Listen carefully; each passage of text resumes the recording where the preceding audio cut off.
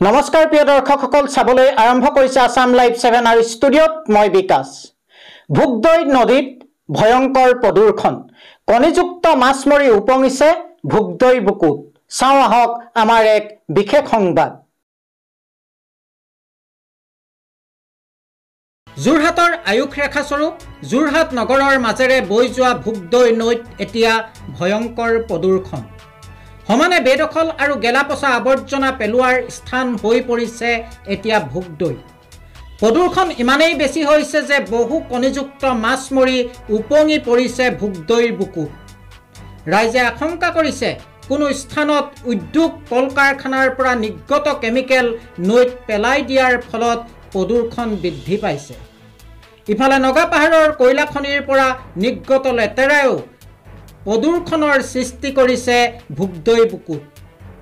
যোৰহাটৰ পৰা পৰাণ মেধিৰ report, Assam live 7।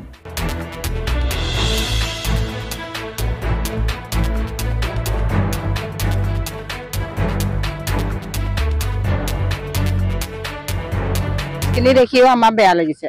আমিতো নৈ কিনাৰত থকাই বাসিন্দা হয়। আমি মাছ এইফালৰ পৰা আগৰ পৰা উঠি অহাহে দেখিছো আৰু মাছখিনি মানে একদম ক'ব নোৱাৰা হৈ গৈছে। এনেকুৱা মাছ মৰিছে, ডিম থকা মাছ। এতিয়া আমাৰে দেখি বেয়া লাগিছে। আমি কি কৰিম?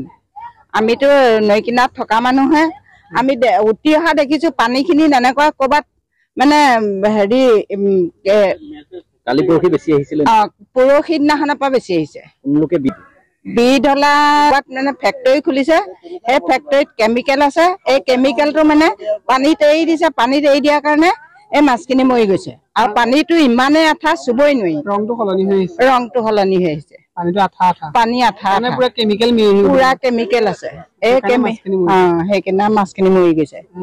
কি আহ্বান জনাব? আমি প্ৰশাসনক আহ্বান কি জনাম? এতিয়া প্ৰশাসনে হেৰি কৰিব লাগিব, তেতিয়াহে আমি জনাব পাৰিম। প্ৰশাসন আহিব লাগিব, তেতিয়াহে আমি ক'ব পাৰিম। অনুৰোধ জনাইছো।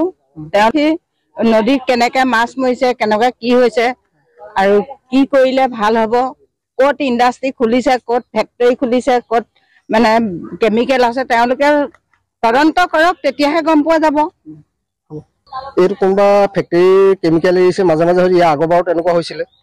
এইটো বি দিয়া নহয়, মানে আমি আগতো পাইছো বি দিয়াটো। বি দিয়া মাছটো বেলেগ ধৰণৰ আছিলে, এইটো কেমিকেলৰ মাছ হয়। এইটো মানে সেইটো কাৰণে মাছবিলাক মৰিছে, মানে উপঙি গৈছেগে। সৰু শামুকলৈকে নে কি সেইখনত মোৰ ওচৰতে সদায় দেখি থাকো। মোৰ ঘৰৰ ওচৰতে কিনাৰতে। বেলেগ মানে কি আৰু নদীতে মই দেখি আছো মাছ মৰি আহিয়ে আছে। বহু পানী সলনি হৈছে, আঠা আঠা হৈছে।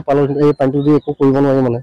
আপোনাৰতো ইয়াৰ কাহিনী, ইয়াৰ পানী আমি আগতে খাইছিলো, এতিয়া নাখাওঁ আৰু। এতিয়া নদীখন লেতেৰা হৈ গ'লতো। খাই কিন্তু কিছুৱে খাই আৰু এতিয়া সেইটো হ'ব। এইবোৰ যিটো কেমিকেল এৰিছে, এই কেমিকেলটোৰ কাৰণে মানে হেৰি এতিয়া মানে এতিয়া প্ৰশাসনৰ মানুহক কি কৰিবলৈ ক'ব আপোনালোকে? প্ৰশাসনৰ মানুহক মানে কি আৰু আমিনো কি ক'ম এতিয়া প্ৰশাসনৰ মানুহক? মানে তেখেতবিলাক আহিব লাগে, চাব লাগে। তেখেতবিলাকেতো পাইছে এই বস্তুটো বাৰু, নিউজত কোনোবাই ভিডিঅ' কৰি আহিছে, পাইছে বাৰু। পাই মেলি চাব লাগে, আহি পেলাই এনকুৱাৰী কৰিব লাগে তেখেতবিলাকে। আপোনাৰ সন্তানক কোনখন শিক্ষানুষ্ঠানত নামভৰ্তি কৰিব সেই বিষয়ে হয়তো পৰিকল্পনা কৰি আছে। এখন উন্নত পৰ্যায়ৰ শিক্ষানুষ্ঠানত নামভৰ্তি কৰিবৰ বাবে আপুনি শিৱসাগৰ জিলাৰ বৃহত্তৰ আমগুৰি অঞ্চলৰ উচ্চ শিক্ষাৰ অনুষ্ঠান আমগুৰি মহাবিদ্যালয়খনক নিৰ্বাচন কৰিব পাৰে। এই মহাবিদ্যালয়খনে উচ্চতৰ মাধ্যমিক চূড়ান্ত পৰীক্ষাত অসমৰ ভিতৰত সপ্তম আৰু দ্বিতীয় স্থান দখল কৰি দুবাৰকৈ অঞ্চলটোলৈ গৌৰৱ কঢ়িয়াই নিবলৈ সক্ষম হোৱাৰ লগতে স্নাতক আৰু স্নাতকোত্তৰ পৰীক্ষাতো প্ৰথম শ্ৰেণীৰ প্ৰথম স্থান আৰু সোণৰ পদক লাভ কৰিবলৈ সক্ষম হৈছে। আমগুৰি মহান মনীষীসকলৰ অক্লান্ত শ্ৰম আৰু ত্যাগৰ বিনিময়ত 1967 চনতে প্ৰতিষ্ঠা লাভ কৰা মহাবিদ্যালয়খনে সোণালী জয়ন্তী বৰ্ষ অতিক্ৰম কৰি সাফল্যৰ বতৰা লৈ ভৱিষ্যতৰ দিশে আগবাঢ়িছে।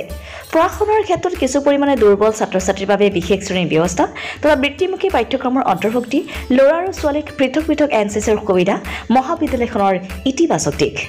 ৰাষ্ট্ৰীয় মূল্যায়নৰ প্ৰত্যয়ন পৰিষদ নাকৰ দ্বাৰা A গ্ৰেড লাভ কৰা আমগুৰি মহাবিদ্যালয়ত আপোনাৰ সন্তানটিক নামভৰ্তি কৰাই আপুনিও সফলতাৰ অংশীদাৰ হোৱাৰ সুযোগ লাভ কৰিব পাৰে।